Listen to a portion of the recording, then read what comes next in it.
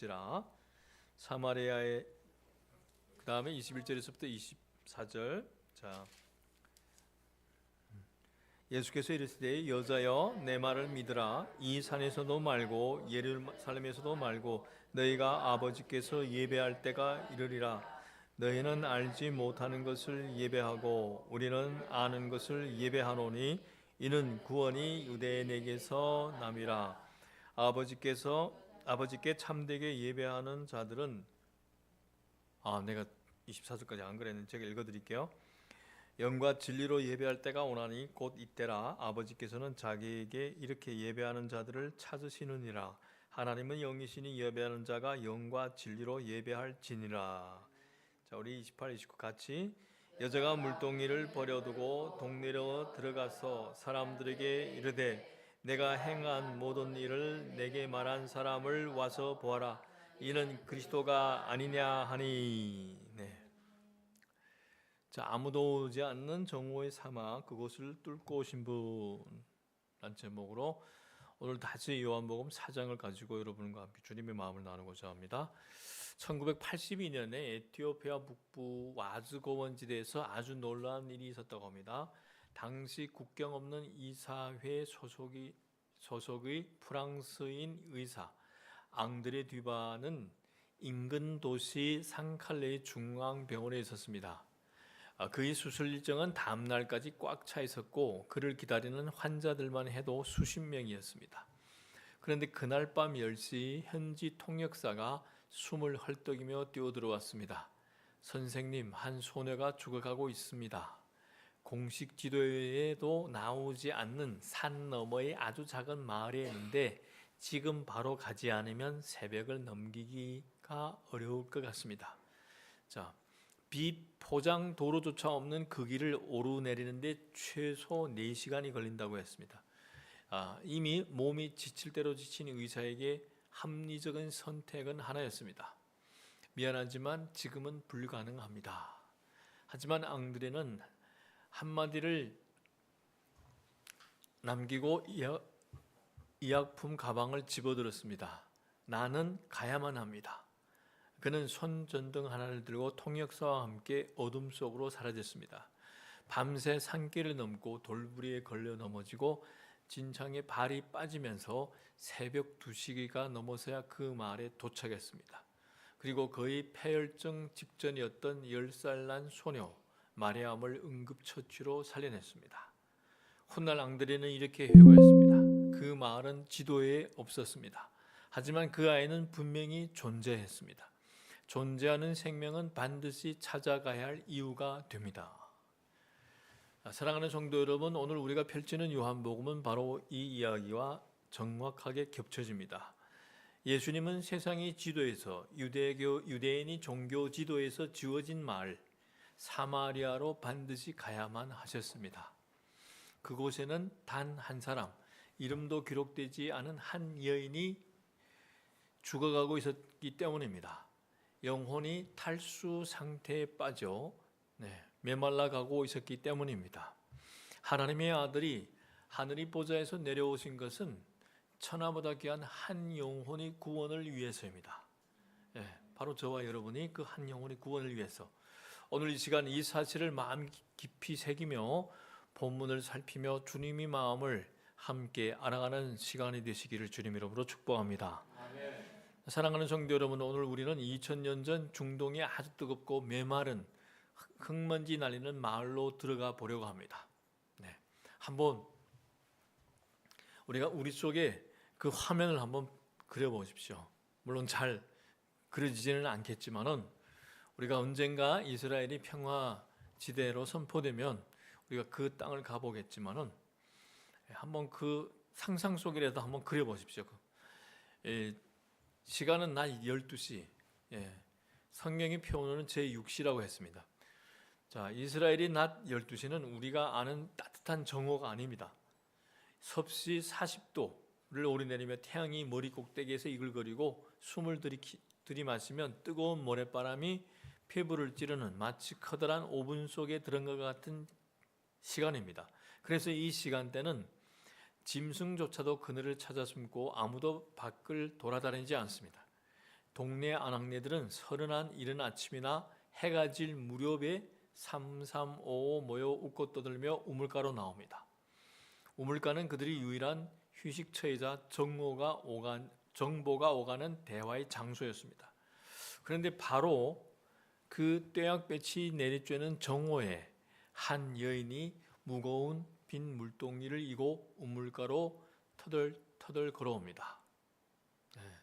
왜 하필 이 뜨거운 시간에 나왔을까요? 사람들이 시선이 두려웠기 때문입니다. 수군거리는 소리, 자신을 위아래로 훑어보는 경멸의 눈빛, 등 뒤에서 꽂히는 비수 같은 말들이 그 뜨거운 태양빛보다 더 따갑고 아팠기 때문입니다. 그녀는 스스로를 감옥에 가둔 채 철저히 혼자였습니다. 몸도 지쳤지만 그보다 마음이, 영혼이 바짝 말라 비틀어져 있었습니다. 자, 이 여인이 물을 기르러 온 곳은 야곱이 운물입니다. 이 운물은 단순한 배경 장치가 아닙니다. 여기에는 깊은 구속사적 의미가 담겨 있습니다. 자, 먼저 우리가 성경 지리적으로 살펴보겠습니다. 이 우물은 가나안 땅의 한가운데 에발산과 그리심산이 마주보는 세겜 계곡이 어귀에 자리 잡고 있었습니다. 자, 세겜은 히브리어로 어깨라는 뜻인데 이스라엘 땅의 중심부에서 남북을 잇는 요충지였습니다. 그래서 고고학적 발굴에 의하면 이 우물의 지경은 약 2.4m이고 깊이는 무려 30m에서 최대 40m에 이른다고 합니다. 네. 자, 이것은 지금으로 계산하면 아파트 한 10층, 13층 높이 이 깊이에서 두레박으로 물을 길어 올리는 것은 그야말로 뼈가 있는 노동입니다. 네. 여자가 그렇잖아요. 남자도 아니고 그 여자가 특히 예수님이 여인에게 두레박도 없으면 무슨 생수를 주겠느냐는 말을 듣는 장면은 바로 이 구조적 현실에서 나온 겁니다. 네.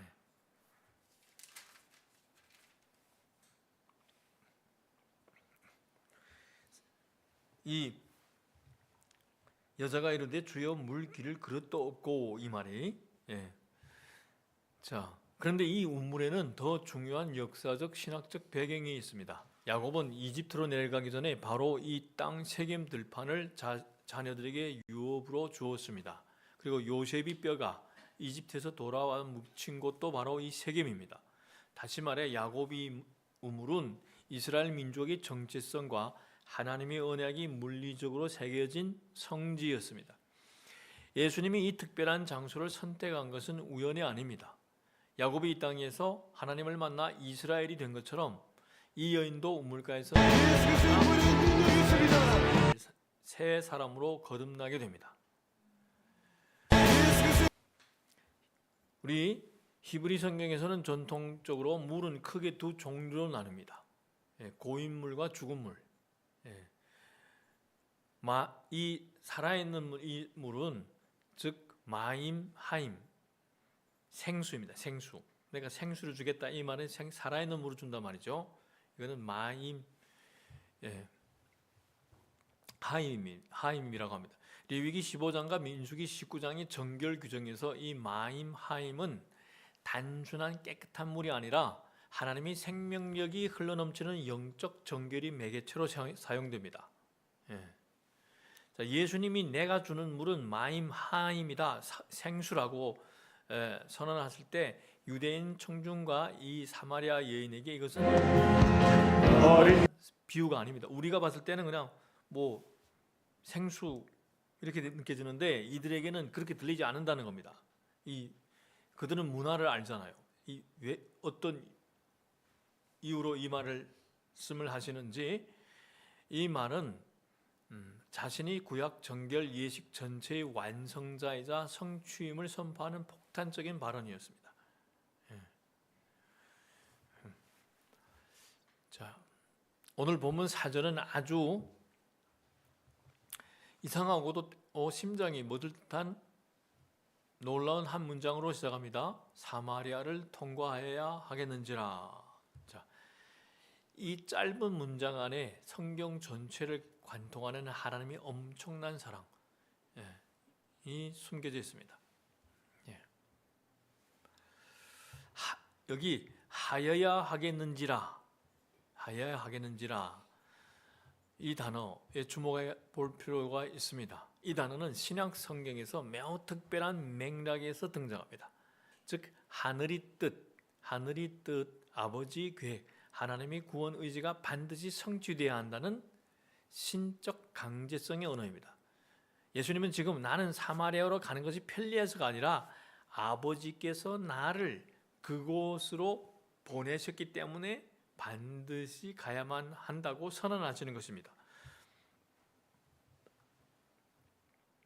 그 당시 유대인들은 사마리아 사람들을 사람 취급하지 않았습니다.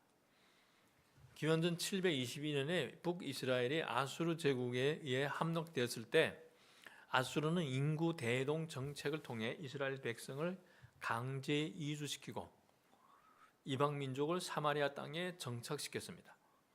이로 인해 사마리아에 남은 히브리인들과 이방인들 사이에 혼혈이 이루어졌고 그들은 야훼 신앙과 이방 신앙을 뒤섞은 혼합 종교를 형성했습니다.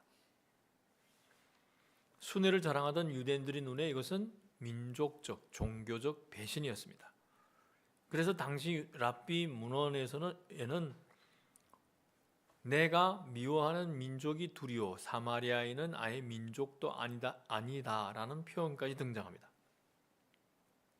그래서 유대인들은 갈릴리에서 예루살렘으로 갈 때 사마리아를 이렇게 관통하게 되면 3일이면 갈 수 있는 평탄한 길을 놔두고 그 땅을 밟기조차 싫어서 요단강을 건너서 계곡을 오르내리면서 빙빙 도는 6일짜리 험하고 위험한 우회로를 선택했습니다.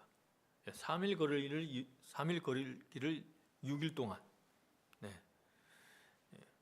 즉 이 오염된 자들하고는 상종하지 않는다는 거죠. 부정한 자들하고는 아예 그 땅을 밟지도 않는다. 그것이 수백 년 동안 내려온 유대인들이 굳은 습관이자 율법적 자존심이었습니다. 하지만 예수님은 그 모든 장벽을, 그 수백 년의 편견의 철벽을 단 한마디로 부수십니다. 나는 반드시 거기 가야만 한다. 자, 예수님이 나침반은 오직 하나, 상처받아 피 흘리고 있는 한 영혼, 한 무명의 여인을 향해 고정되어 있었습니다. 자, 사람들이 눈을 피해 정오의 사막으로 숨어든 그 한 사람을 구출해내기 위해 예수님은 이마에 굵은 땀방울을 흘리시며 그 뜨거운 우물가로 먼저 달려와 기다리고 계셨던 것입니다. 자, 사랑하는 여러분, 이것이 복음입니다. 이것이 은혜입니다. 아무도 내 마음을 몰라주는 것 같아 밤마다 베개 이슬 눈물로 적시며 뜬 눈으로 밤을 지새우고 계십니까? 지새웠습니까? 지새웠던 적이 있습니까? 자, 경제적 벼랑 끝에서 혹은 끊어지지 않는 육체의 만성적인 통증 속에서 나는 이제 끝났구나, 하나님도 나를 잊으셨구나 라며 스스로를 고립된 정오의 우물가로 밀어 넣으셨던 적은 없으십니까? 예수님은 오늘 다른 화려하고 번듯한 예배당을 다 제쳐두고 바로 여러분이 주저앉는 그 고통의 한복판, 외로운 눈물가로 나는 너에게 반드시 가야겠다며 찾아오셨습니다. 아멘. 여러분이 겪고 있는 그 척박한 질병이 삼아 끝이 보이지 않는 우울증의 골장에는 결코 하나님이 버리신 저주의 장소가 아닙니다. 바로 그곳이 우리 주님이 가장 먼저 땀 흘려 찾아오시는 은혜의 목적지입니다. 아멘. 주님이 우물가에서 여인에게 다가오자 처음 건넨 말은 야, 너 교회 안다네 그래. 너 잘못 살아서 그런 거야. 너 죄를 해결해라. 너 죄인 거 알지? 라는 정죄가 아니었습니다. 비판이 아니었습니다. 예수님이 뭐라고 말하죠? 기억하신 분들, 뭘 달라고 합니까? 물을 좀 달라. 어떻게 보기에는 아주 연약한 부탁이었습니다. 너무나 부드럽고 인격적인 접근입니다. 1세기 유대 사회에서 유대 남성이 공공장소에서 모르는 여성에게 말을 거느는 것 자체가 금기였습니다. 더욱이 상대는 유대인의 시각에서 불결한 이방인 혼혈 여성이었어요. 그래서 4장 9절에 어찌하여 유대인으로서 사마리아 여자인 나에게 물을 달라 하나이까? 라고 반문한 것은 당연한 반응이었어요. 있을 수 없는 걸 자기가 겪으니까 너무 이 여자도 당황한 거예요. 자기들과 상종하지 않던 유대인 남자가 자기에게 말을 거니까 이 여인도 놀란 거죠. 예수님은 이 문화적 금기를 의도적으로 넘으십니다. 자, 사회가 세운 장벽이 하나님의 사랑을 결코 막지 못함을 보였습니다. 주님은 우리 상처를 더 아프게 찔러대는 분이 아닙니다. 아프지, 너 이래서 아픈 거야, 이런 분이 아닙니다. 너 잘못해서 이 상처를 지금 입은 거야. 너 잘못해서 지금 이렇게 이 꼴이 된 거야. 이런 분이 아니란 말입니다. 우리가 스스로 채워놓은 두꺼운 방어벽을, 우리를 보호하기 위해서 스스로 채워놓은 방어벽을 허물 수 있도록 그분은 가장 낮고 가장 편한 모습으로 우리 곁에 다가와 주십니다. 심리학에서는 이것을 라포 형성이라고 합니다. 상처받은 내담자에게 처음부터 핵심 문제를 직면시키면 방어 기제가 더욱 강화됩니다. 그렇잖아요. 제가 여러분을 상담할 때 목사님 저 상담할까요? 네, 이러이러한 상황이 어려운 사정이 생겨서 목사님 좀 상담 받고 싶습니다 할 때 제가 여러분을 보자마자 요즘에 예배 제대로 안 나왔기 때문에, 요즘에 기도를 제대로 안 했기 때문에, 요즘에 열심히 교회에서 봉사 안 했기 때문에 이런 겁니다. 이렇게 되면 여러분이 마음이 어떻겠습니까? 목사님 맞아요. 그래요. 고마워요. 찔러줘서 이렇게 하겠어요? 아니, 마음이 딱 다치는 거예요. 방어 기제가 스스로 나를 보호하려는 이 방어 기제가 작동이 됩니다. 그래서 숙련된 상담가는 먼저 신뢰와 안정감을 형성한 다음에 조심스럽게 핵심에 접근합니다. 예수님이 완벽한 상담가이십니다. 그분은 물을 좀 달라는 부탁으로, 나는 당신에게 위협이 아닙니다. 나는 당신을 판단하러 온 것이 아닙니다. 나는 당신과 같은 인간으로서 당신 곁에 앉아 있습니다. 라는 비언어적인 메시지를 전달하는 겁니다. 그래서 우리가 복음을 전할 때 그 사람이 어려운 상황을 들으면 봐봐. 그 예수 안 믿어 그렇다니까. 이러면 꽉 마음에 맞춰요. 얼마나 힘드셨겠어요. 나도 그런 일을 겪은 적이 있는데 얼마나 마음이 힘들었을까. 그동안은 이렇게 버티시느라고 얼마나 수고가 됐어요.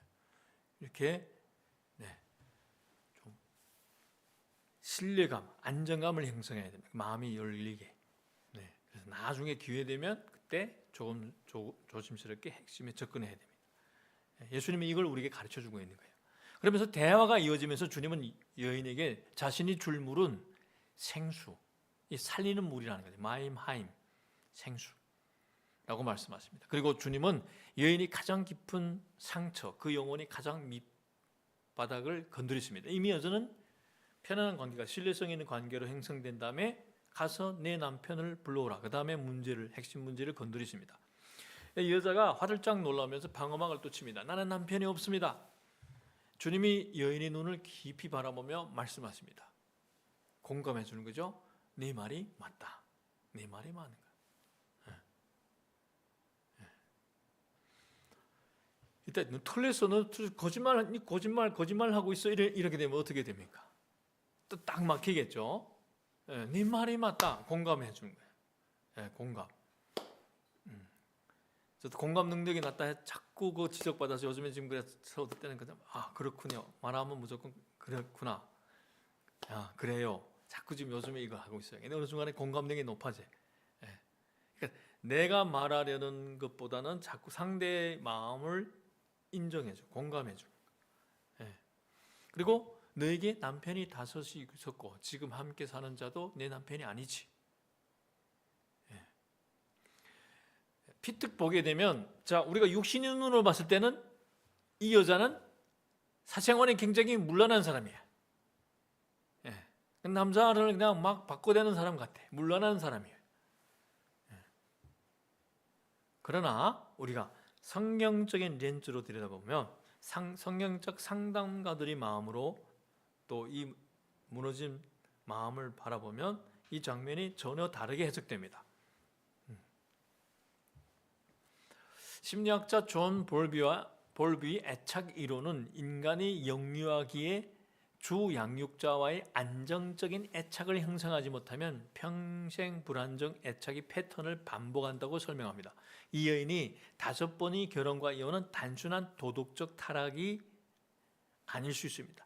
어린 시절부터 안전하게 사랑받은 경험이 없는 사람은 성인이 된 후에도 이번에는 이 사람이 나를 버리지 않겠지라는 절박한 기대를 새로운 관계에 투영하지만 그 관계가 깨어질 때마다 자기 존재 자체가 거부당하는 것 같은 극심한 공허함을 경험합니다.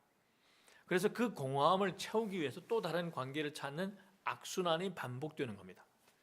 여러 번 이런 결혼했다, 이혼했다, 재혼했다 이런 분들 보면 이런 어린 시절부터 사랑받은 그런 경험이 없는 사람들 추적해 보면 이러한 경우가 많다는 거죠.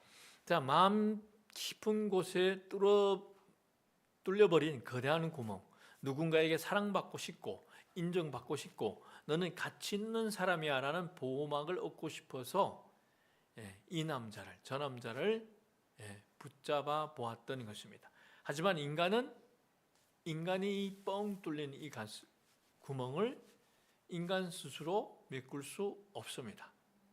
그래서 인간의 사랑은 결국 밑 빠진 독과 같습니다.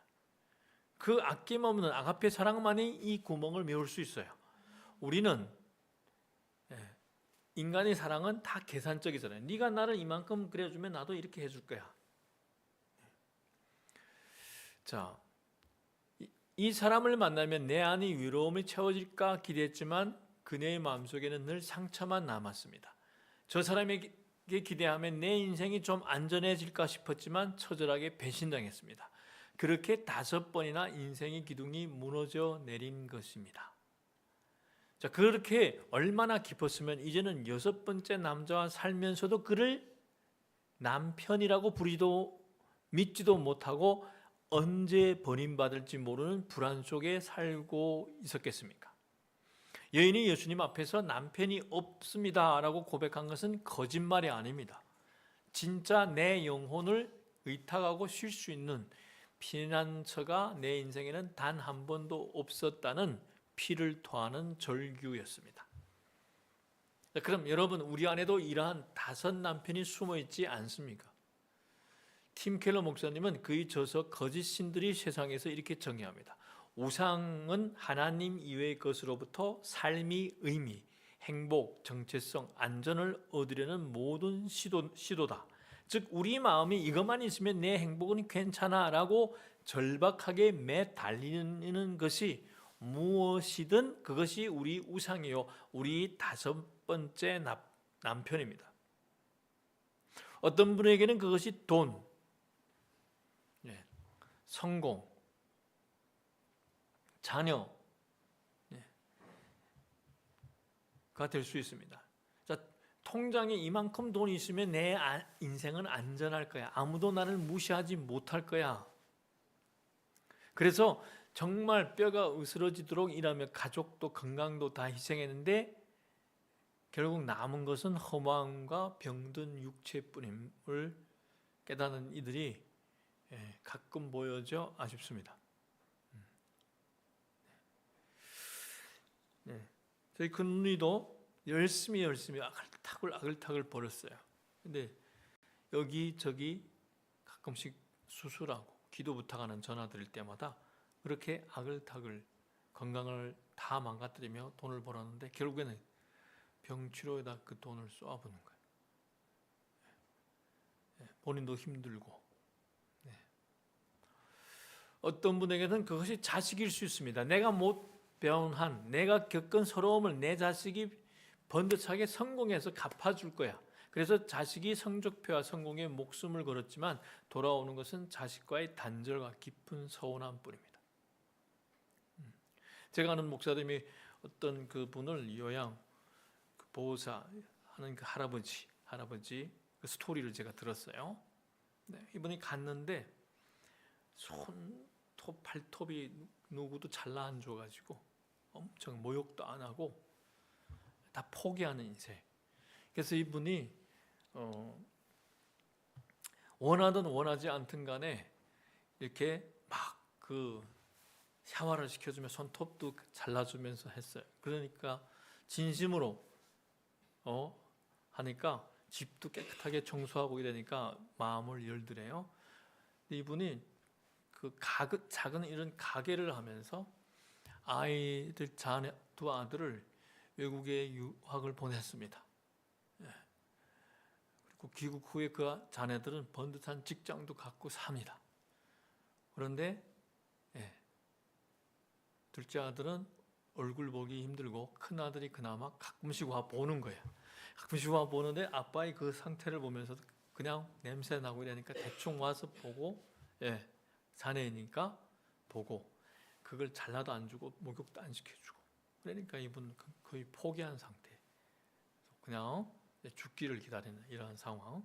근데 그분을 통해서 다시 삶에 대해서 어떠한 욕구를 가지고 살아가고 있는 그 모습. 모든 것을 다 바쳐서 자녀들을 성공시켰어요. 그런데 그 자녀들은 사랑이 교감이 없었어요. 돈으로 관계를 맺었기 때문에.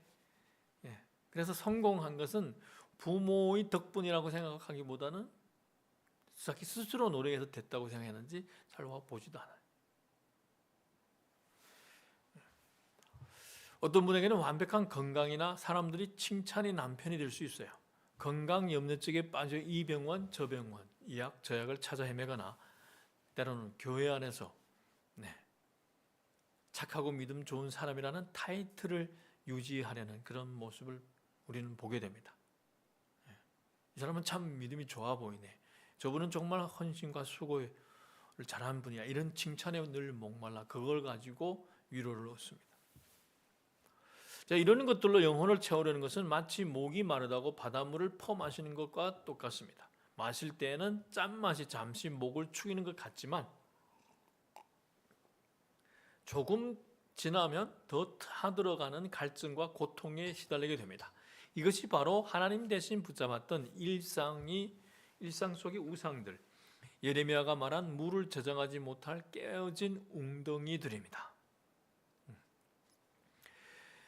예레미야서 2장 13절에서 하나님은 이스라엘 백성이 우상 숭배를 이렇게 묘사한다 했습니다. 내 백성이 두 가지 악을 행하였나니 곧 그들이 생수의 근원인 나를 버린 것과 살리는 물을 먹여주는 나를 버렸다는 거죠. 스스로 웅덩이를 판 것인데 그것은 물을 가두지 못할 터진 웅덩이들이니라. 자, 이 보르 니시 바람은 깨진 물 저장고, 이 이미지는 팔레스타인의 건기는 5월에서부터 10월입니다. 팔레스타인 지역은 약 6개월 동안 비가 내리지 않습니다. 농촌 경제의 비에 의해 의존해 저장하는 물 웅덩이가 그들에게는 정말로 중요합니다. 비 올 때 비를 웅덩이에다 물을 저장해둬야 합니다. 여름 내내 목숨줄이었던 그 웅덩이에 금이가 있어 물이 새고 있다면 그것은 죽음이 선고와 같다는 거죠. 농사 건길 때 달물이 없으면 그건 죽음과 같죠. 농사를 다 망치는 거죠. 자, 우상을 붙잡는 것이 바로 이러한 상태라는 거죠. 생존을 위한 것이라 믿지만 실상은 아무것도 채워지지 않는 절망이 반복입니다. 예수님은 그 갈기갈기 찢어진 여인의 마음을 누구보다 아셨습니다. 다그치거나 꾸짖지 않으십니다. 오히려 내가 주는 물을 마시는 자는 영원히 목마르지 아니하리니 그 속에서 영생하도록 솟아나는 생물이 되리라 하고 부드럽게 감싸 안으십니다. 그러니까 상처를 들킨 여인은 당황해서 그러면 우리는 어느 산에서 예배 드려야 합니까? 라며 갑자기 종교적이고 신학적인 질문으로 도망치려 합니다. 우리 모습과 똑같지 않습니까? 자, 우리 내면의 상처를 건드리면 우리는 자꾸 겉도는 종교 생활, 봉사, 교리 논쟁 뒤로 숨어버립니다. 하지만 예수님은 그 회피 장막을 걷어냈습니다.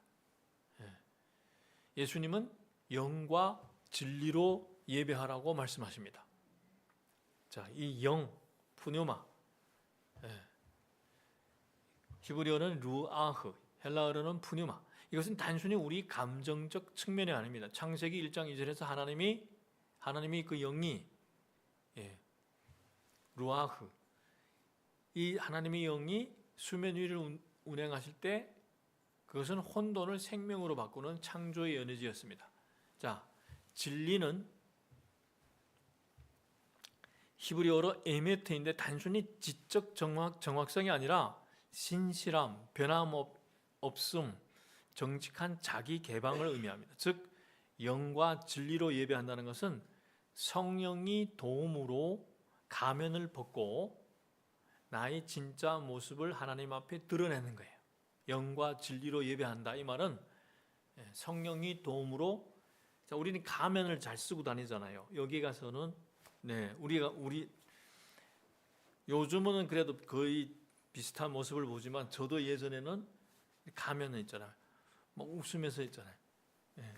웃어야 할 때는 우리가 웃고 우려할 때는 웃고 뭐 또 막 또 감정을 드러내야 할 때는 또 감정을 또 드러내고 이렇게 여러 가지 상황에 따라서 우리는 가면을 잘 바꿔 쓰잖아요. 성령의 도움으로 가면을 벗고 나의 진짜 모습을 하나님 앞에 드러내는 것이 영과 진리로 예배한다는 거죠. 내적 치유의 관점에서 이거는 치유의 시작점입니다. 내가 가면을 벗고 나의 진짜 모습으로 하나님 앞에 설 때 치유가 시작됩니다. 그래서 치유는 드러남에서 시작됩니다. 감춰진 상처는 썩지만 드러난 상처는 치유됩니다. 자꾸 괜찮아요. 나는 잘 믿어요. 어떤 척 있잖아요. 잘 믿는 척, 거룩한 척. 이런 사람들이 안에는 깊은 곳에는 썩어 문드러진 상처가 있어요. 근데 우리가 진정한 회복은 그 상처를 터뜨려 버리는 거예요. 그 안에 고름을 짜내야 됩니다. 새살이 보일 때까지 아프더라도. 자, 그러면 영과 진리로 예배한다는 것을 또 정리하면 내 꼬라지, 내 상처, 내 추악함과 실패를 있는 그대로 주님 앞에서만은 드러내는 진실함입니다. 사람들 앞에서는 그렇지 않더라도 주님 앞에서는 내 모든 거 다 드러내야 돼요.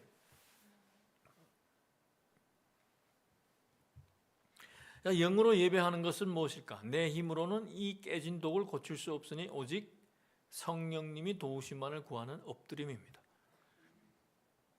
그러면 성령님 도와달라고 했잖아요. 내 힘과 노력, 열정으로는 절대 우리는 안 됩니다. 믿음의 길을 걸어갈 수 없어요. 몇 발짝 걸어가 또 넘어집니다. 또 실수를 반복합니다. 성령님 도와달라고. 매일매일 우리가 할 수 하는 것은 성령님이 도움, 성령님께 굴복하는 겁니다. 오늘 하루도 나는 성령님이 붙드심, 성령님이 인도, 성령님이 부어주심이 필요합니다. 내 의로는, 내 힘으로는, 내 열정으로는 또 죄된 길로 갈 수밖에 없사오니 성령님 오늘도 온전하게 믿음의 길을 한 걸음 한 걸음 걸어갈 수 있도록 힘을 주시고 능력을 주시고 지혜를 부어주시옵소서. 말씀의 능력으로 나를 더 견고히 세워달라고 성령이 도움을 요청해야 됩니다. 네. 자, 억지로 우리는 주님 앞에서는 억지로 괜찮은 척 하지 말아야 됩니다. 두꺼운 무쇠 갑옷을 입으면 화살은 막을 수 있을지 몰라도 결국 그 갑옷이 무게와 녹슨 냄새에 자신이 질식에 죽고 맙니다. 강한 척, 믿음 좋은 척, 안 아픈 척 포장했던 두꺼운 영혼의 갑옷을 주님 앞에서 우리는 다 벗어 던져야 합니다. 주님, 저 너무 힘듭니다. 주님, 저 너무 아픕니다. 주님, 상처받아 제 마음이 너덜너덜해졌습니다. 자, 밤마다 우울이 그림자가 나를 덮칠 때면 숨을 쉴 수가 없습니다. 내가 의지했던 모든 것들이 다 헛된 우상이었습니다. 주님, 나는 지금 바싹 말라버렸습니다. 주님 앞에서 나의 행편을, 나의 꼬라지를, 나의 모든 실체를 드러내야 합니다.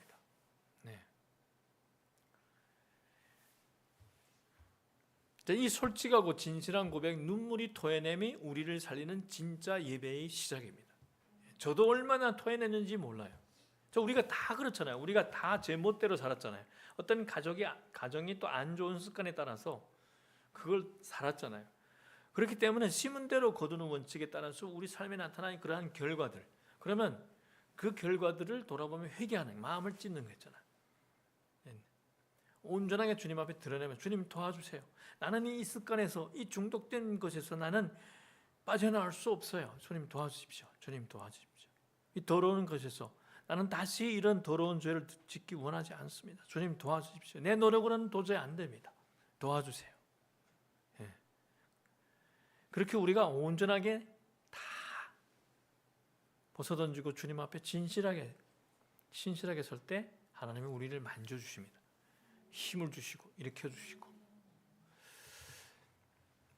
자신이 영원히 바닥을 훤히 꿰뚫어 보시고도 정죄하지 않으시고 오히려 생수를 약속하시는 그 사랑 앞에서, 자, 주님은 세상의 사람들 앞에서 우리가 우리 것을 다 드러내면 어머나 야, 너는 정말 아름다운 사람인 줄 알았어. 목사님, 나는 목사님이 그래도 주의종으로 부름받아서 정말 거룩한 줄 알았어요. 세상 사람들은 이렇게 말할 건데, 주님은 우리 진실함과 솔직함을 바라보시고 비판하지 않으시고 판단하지 않으십니다.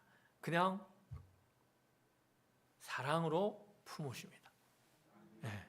그리고 보혈로 씻어주시고 묻지도 않고 따지지도 않아요. 기억하지도 않아요. 우리는 관계가 좋을 때면 다 잊어버린 척 하다가 관계가 뒤틀어지면 서로가 있잖아요. 부부간에도 보게 되면, 그 이혼 숙녀 캠프도 보게 되면 그 다음 막 또 서로 또 내가 예전에 나를 이러지 않았냐, 서로 이렇게 있잖아요. 돌멩이 주워대면서 있잖아요. 서로 사이가 좋을 때는 막 물고 빨고 하다가 그 다음엔 또 틀어지면 서로 원수가 돼서 칼을 던지고 창을 던지고 돌을 던지고 그러잖아요. 주님은 절대 그러지 않았습니다. 변덕쟁이가 아닙니다. 주님은 변찮은 사랑을 가지신 늘 한결같은 분이십니다. 그분은 우리가 회개하게 되면 그분은 묻지도 않고 따지도 않고 더 이상 보혈로 정결케 해주시고, 우리를 깨끗하다 하시고 자녀라 하시고 품어주십니다. 아멘. 자, 성경은요, 예수님이 이 사랑을 경험하고 그 이어지는 그 여성의 행동을 단 한 줄로 우리에게 기록해 줍니다. 요한복음 4장 28절을 우리가 보게 되면, 여자가 무엇을 던지고 물동이를 버려두고 동네로 들어가서 사람들에게 이르되라고 했습니다. 자, 요한복음 4장 28절이 버려두고 아피에미. 자, 이 단어의 이 스펙트럼은 놀랍도록 높습니다. 첫째, 법적으로 빚을 완전히 탕감하다의 달란트 비유에서 임금이 빚을 탕감해 주는 그 장면. 법적으로 빚을 완전히 탕감하다. 둘째, 관계적으로 이혼하다, 완전히 떠나보내다. 셋째, 신학적으로 죄를 용서하다.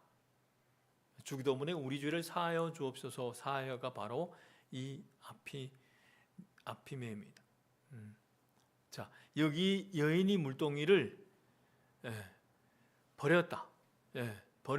버렸다는 것은 이 물동이와 법적 이혼 선언, 완전한 결별을 선포한 겁니다.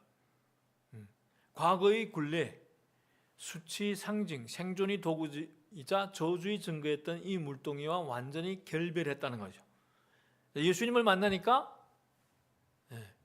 과거와 완전히 결별해 버렸어요. 어둠의 삶과 완전히 결별해 버렸어요. 더 이상 그 과거의 어둠이, 과거의 수치와 상처가 이 여자를 더 이상 주장할 수 없었어요. 이미 예수님 안에서 자유함을 얻었으니까, 해방을 얻었으니까. 여러분, 여인이 지금 무엇과 이혼했습니까? 자기를 올가매던 과거의 굴레, 남들이 시선에 갇혀 살던 두려움, 평생 나를 지배했던 지독한 우울과 패배감이 빈 문서를 예수님 발 앞에 찢어버리고 완벽하게 결백해버린 것입니다. 아멘. 내 안에 솟아나는 예수의 생수가 가득 찼으니 이제 이따위 썩은 물을 담던 과거의 물동이는 필요 없다는 위대한 선전포고입니다. 아멘. 아멘. 그리고 자기를 향해 돌을 던질지도 모르는 사람들을 향해 그 두려웠던 동네 한복판으로 달려갑니다. 와 보세요, 내 과거의 모든 아픔을 알아주시고 나를 살리신 분, 내 질병과 저주를 끊어내신 분이 여기 계십니다. 아멘. 사랑하는 여러분, 명심하십시오. 질병과 우울과 가난과 과거의 상처는 결코 여러분이 정체성이 아닙니다. 더 이상 짊어져야 할 것들이 아닙니다. 아멘. 그것은 원수 마귀가 여러분의 영혼을 갉아먹기 위해 씌워놓은 썩은 물동이일 뿐입니다. 아멘. 그래서 이 물동이, 썩은 물동이를 계속 안고 있으면 여러분 될까요, 안 될까요? 안 돼요. 그럼 예수님이 얼마나 속상해 하겠습니까? 내 자네가 아직도 썩은 물동이를 안고 있다면. 예수님이 구원은 결코 영혼만을 위한 반쪽짜리 구원이 아닙니다. 구약 히브리어에서 구원을 뜻하는 단어 예슈아는 신체적 해방, 정치적 해방, 심리적 치유, 영적 구원을 포괄하는 총체적 회복의 개념입니다. 이사야서 61장 1절에서 메시아가 오실 때 선포하실 것들을 보십시오. 가난한 자에게 아름다운 소식을 전하게 하려 하심이라. 나를 보내사 마음이 상한 자를 고치시며 포로된 자에게 자유를, 갇힌 자에게 노임을 선포하며 라고 했습니다. 예수님은 누가복음 4장 21절에서 이 이사야의 예언이 오늘 너희 귀에 응하였느니라고 선언하셨습니다. 자, 예수님이 바로 자신이 이 총체적 사역이 성취이시기 때문입니다. 예수님을 만나면 우리는 신체적 해방, 정치적 해방, 심리적 치유, 영적 구원을 포괄하여 총체적 회복을 얻기 때문입니다. 아멘. 히브리어 샬롬은 흔히 평화로 번역되지만은 그 의미는 우리가 아는 것보다 훨씬 더 풍부합니다. 구약 성경에서 샬롬은 전쟁의 반대 개념인 평화를 넘어서 개인이 신체적 건강, 관계의 온전함, 공동체의 번영, 하나님과의 회복된 관계를 모두 포함하는 완전함, 온전함을 의지합니다. 샬롬이 어그는 샬렘은 되갚다, 완성하다, 보수하다를 뜻합니다. 파괴된 것이 원래 상태대로 되돌아가 완전해지는 개념입니다. 그러면 파괴된 우리 모습이 예수님을 만나면 다시 하나님의 창조적인 원형으로 돌아갈 수 있는 거예요. 고장났잖아요. 다 망가진 것 같잖아요. 그런데 예수님 안에서 우리는 다시 새롭게 회복되는 거예요. 예수님이 그리스도의 십자가는 죄로 인해 산산조각나는 하나님과의 관계, 인간과의 관계, 자기 자신과의 관계, 그리고 피조 세계와의 관계를 완전히 수리하고 회복하는 사역입니다. 아멘. 하나님은 자녀인 여러분이 고통 속에 신음하는 것을 결코 원하시거나 기뻐하지 않으십니다. 자녀가 열이 펄펄 끓어 아플 때 우리는 예전에 어떻게 했습니까? 밤을 새워가며 찬물로 수건을 적셔서 아이 이마를 닦아주며 차라리 내가 아팠으면 하고 가슴을 치는 그 부모의 애타는 심정. 아니 그보다 수만 배 더 아파하시며 아들 예수의 피를 흘리기까지 우리를 치료하길 원하시는 분이 바로 우리 하나님 아버지이십니다. 아멘. 우리 몸과 마음은 예수 그리스도께서 십자가의 피값으로 사신 거룩한 성전입니다. 질병, 우울, 쓴뿌리는 우리 몸에 허락 없이 들어와 주인 행세를 하는 불법 거주자입니다. 합법적인 주인이신 예수 이름으로 이 불법 거주자들 향해 우리는 퇴거 명령을 매일 내려야 합니다. 아멘. 성경적 상담과 내적 치유 사역의 관점에서 우리가 경험하는 많은 신체적, 감정적 증상들이 뿌리에는 용서받지 못한 상처, 억압된 분노, 자기 자신을 향한 저주가 사로잡고 있는 것을 보게 됩니다. 자, 히브리서 12장 15절의 쓴뿌리를 이렇게 경고합니다. 하나님이 은혜가 이루지 못하는 자가 없도록 하고 또 쓴뿌리가 나서 괴롭게 하고 그로 인하여 많은 사람이 더럽게 될까 조심하라. 자, 정신 신체 의학에서는 억압된 부정 감정의 면역기를 약화시킵니다. 만성 염증을 유발하며 암세포의 성장 환경을 조성하는 생물학적 메커니즘이 연구되고 있습니다. 자, 미국 심신의학 연구소의 연구에 따르면 만성적 외로움과 억압된 분노는 코르티솔 수치, 자, 이 코르티솔은 콩밭 위 부신 피질에서 분비되는 대표적인 스트레스 호르몬이라고 합니다. 그래서 외부 자극에 맞서 몸이 최대 에너지를 내도록 혈당과 혈압을 높여준다고 합니다. 정상적인 아침 수치가 6에서 12 이렇게 그 수준인데, 만성 스트레스로 인해 과다 분비되게 되면 식욕이 증가되고 복부 비만, 면역력 저하, 우울증 및 불면증 등의 부작용을 유발한다고 합니다. 네. 식욕이 증가되고 면역력이 저하되고 우울증이 생길까 하는 분들, 이 수치가 높아지는 거예요. 네, 주님 안에서 자꾸 털어내야 됩니다. 털어내야 돼. 네. 이 코르티솔 수치를 높이고 이 분노가 억압되면, 감정이 스트레스가 쌓이게 되면 염증 반응을 활성화한다고 합니다. 네. 이는 성경이 수천 년 전에 이미 경고한 쓴뿌리가 단순한 영적 비유가 아니라 실제 인체에 작동하는 구체적 메커니즘임을 보여주는 겁니다. 예. 내적 치유는 과거에 상처받은 기억이 장소로 돌아가 그 기억 속에 예수님이 함께 계심을 믿음으로 경험하는 과정이에요. 그래서 자꾸 내가 이 우울하고 어떠한 패턴이 이럴 때 그 문제의 근원을 따라가 보세요.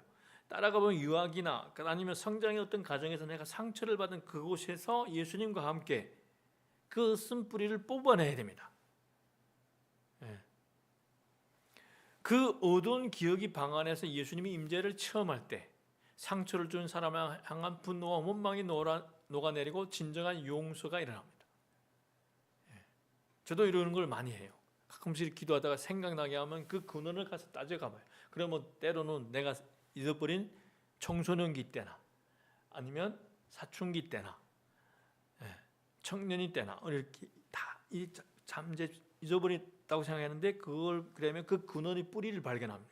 그때 예수님이 도움을 받아서 그걸 뽑아내야 돼요. 뽑아버려야 됩니다. 용서는요, 감정이 아닙니다. 나는 너에게 빌린 빚을 전액 탕감한다는 의지, 선언, 법적 결별입니다. 바로 이 용서가 치유의 통로입니다. 여러분, 우리는 때로는 억지로 괜찮은 척 하지 맙시다. 아플 때면 주님 앞에서, 주님 저 아픕니다. 힘들 때면 저 힘듭니다. 저 어떤 상황이라 힘듭니다. 저 사람들에게 상처받아 제 마음이 너들너들해졌습니다. 주님 앞에서는 솔직하십시오. 진실하십시오. 이러한 눈물이 토해냄이 우리를 살찌는 진짜 예배의 시작입니다. 아멘. 저도 얼마나 많이 털어내는지 몰라요. 기도하면서 하나님 앞에서 있잖아요. 나의 어떠한 문제가 발생할 때마다 그 문제의 근원을 가서 추적해내는 거예요. 왜 자꾸 내 삶에 이런 게 반복이 되는 거야? 그러면 그거가 추적을 해내면 그 뿌리가 보이잖아요. 그러면 예수님이 도움을 받아서 그걸 뽑아내는 거예요. 우리 노력으로는 안 됩니다. 치유가 안 됩니다. 잠시 심리적인 상담을 받아서 그게 나아지는 것 같지만 근원적인 문제는 해결이 안 됩니다. 그러면 예수님이 도움을 받아서 가서 그걸 뽑아내야 됩니다. 성령이 도움을 받아야 되는 거예요. 오늘 주님 발 앞에 그 질병의 물동이, 우울의 물동이, 실패의 물동이를 완전히 박살내 버리십시오. 나는 더 이상 어떤 질병으로 인해서 눌린 환자가 아니다. 나는 예수의 피로 치유받고 있는 하나님의 존귀한 자녀다. 이 놀라운 기적의 선언이, 이 용서의 결단이 오늘 여러분의 일상 속에서, 여러분의 육체 속에서 생생한 간증으로 나타나기를 주님 이름으로 축복합니다. 아멘. 이제 우리가 모든 시선을 멈추고 조용히 눈을 감아봅시다. 조용히 숨을 깊이 들이마시고 내어봅시다. 이 시간 예수 그리스도의 영이신 성령께서 마치 꽁꽁 얼어붙고 쩍쩍 갈라진 한겨울이 땅에 소리 없이 스며드는 따뜻한 봄비처럼, 아니 사막 가운데 굉음을 내며 터져 나오는 시원한 생수처럼 여러분의 메마른 영혼과 병든 육체를 적시고 계십니다. 옆 사람을 의식하지 마십시오. 다른 사람을 의식하지 마십시오. 오늘 이 자리는 철저히 나 홀로 서 있는 정오의 우물가입니다. 나와 주님만이 서 있는 정오의 우물가입니다. 주님과 나 단둘이 마주 앉는 은혜의 자리입니다. 지금 영의 눈을 열어보십시오. 가시면류관을 쓰시고 십자가에 못 박혀 피 흘리신 그 따뜻하고 거친 손으로 주님이 지금 여러분의 마음을 만지고 계시고, 여러분의 상처를 만지고 계시고, 여러분의 눈물을 닦아주고 계십니다. 내 딸아, 내 아들아, 많이 아팠지. 너무 오래 참았구나. 혼자 두려워 떨게 해서 내가 미안하다. 내가 의지했던 배우자도 돈도 사람도 다 너를 찔렀지만 나는 십자가에서 너를 위해 창에 찔렸단다. 이제 너를 누르는 모든 무거운 짐을 다 내 발 앞에 내려놓으렴. 내가 너를 고쳐주마. 내가 너를 다시 살려주마. 오늘 그동안 짊어지고 왔던 상처와 질병의 물동이, 사람들이 인정에 목말랐던 그 헛된 수고의 물동이를 십자가 밑에 다 내려놓고 가시지 않겠습니까? 더 이상 과거의 멍에를 끌어안고 혼자 어두운 방에서 울지 마십시오. 당신이 몸에 칼로 도려낸 듯한 통증이 있습니까? 사람에게 배신당해 마음이 갈기갈기 찢어지셨습니까? 자녀의 엇나감으로, 가정이 또한 불화로, 배우자와의 갈등과 모순으로 가슴에 피멍이 드셨습니까? 숨을 쉴 수 없는 공포가 매일 밤 찾아옵니까? 지금 십자가의 은혜 앞으로 나오십시오.